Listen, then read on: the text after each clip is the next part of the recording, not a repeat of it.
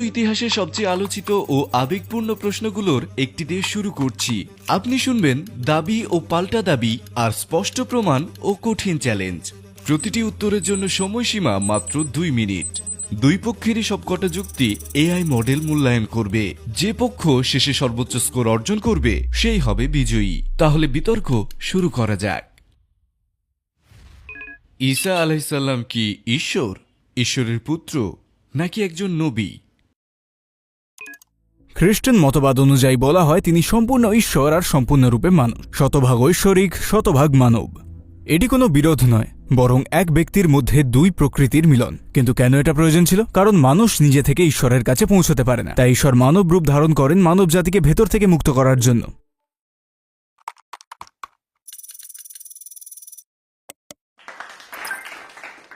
আপনি বলছেন তিনি শতভাগ মানুষ ও শতভাগ ঈশ্বর, কিন্তু এটি সব দিক থেকেই গাণিতিক, দার্শনিক ও অস্তিত্বগতভাবে সাংঘর্ষিক।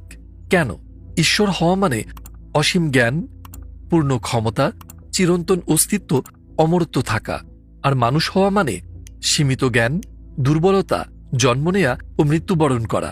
প্রশ্ন হল, কিভাবে একজন সত্তা একই সঙ্গে অসীম হতে পারে আবার সীমাবদ্ধ? এটি তো স্পষ্টভাবে বিরোধহীন যুক্তির নীতিকে লঙ্ঘন করে। একটি জিনিস একসঙ্গে এ আবার এ নয়, দুটি একসাথে হতেই পারে না একই প্রেক্ষাপটে। এটিকে পবিত্র রহস্য বলা কোনো সমস্যার সমাধান নয়, বরং এটি এক ধরনের যুক্তিগত অসম্ভবতাকে মহিমান্বিত করা। আপনি বলছেন মানুষ ঈশ্বরের কাছে পৌঁছাতে পারে না, তাই ঈশ্বর নিজেই নেমে আসেন।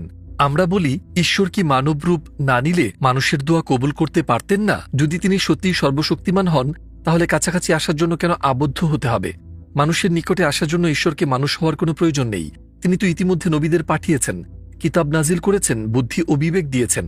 তিনি আমাদের ঘাড়ের শিরার চেয়েও বেশি নিকটে আছেন। এটাই কোরআনের মূল বার্তা। আর তোমরা যেখানেই থাকো না কেন, তিনি তোমাদের সাথেই আছেন।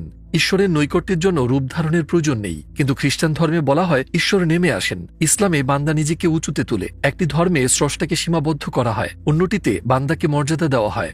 একটিতে ঈশ্বর কষ্ট ভোগ করেন, অন্যটিতে বান্দা শান্তি খুঁজে পায়। তাই তাওহীদ, ইসলামী একত্ববাদের ধারণা হৃদয়কে তৃপ্ত করে, মনকে বিশ্বাস করায় আর আত্মাকে উন্নত করে। স্রষ্টা এক, তিনি আমাদের কাছাকাছি আছেন, কিন্তু তিনি আমাদের মতো নন। এটাই আসল নৈকট্য, এটাই প্রকৃত দয়া।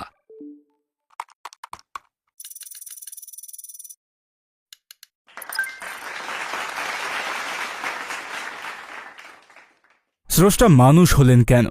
আপনি একটা গভীর প্রশ্ন করেছেন। যদি স্রষ্টা আমাদের ঘাড়ের শিরার থেকেও নিকটে থাকেন, তাহলে তার মানুষ হওয়ার প্রয়োজনই বা পড়ল কেন? এখানেই খ্রিস্ট ধর্ম ভিন্ন উত্তর দেয়। হ্যাঁ, স্রষ্টা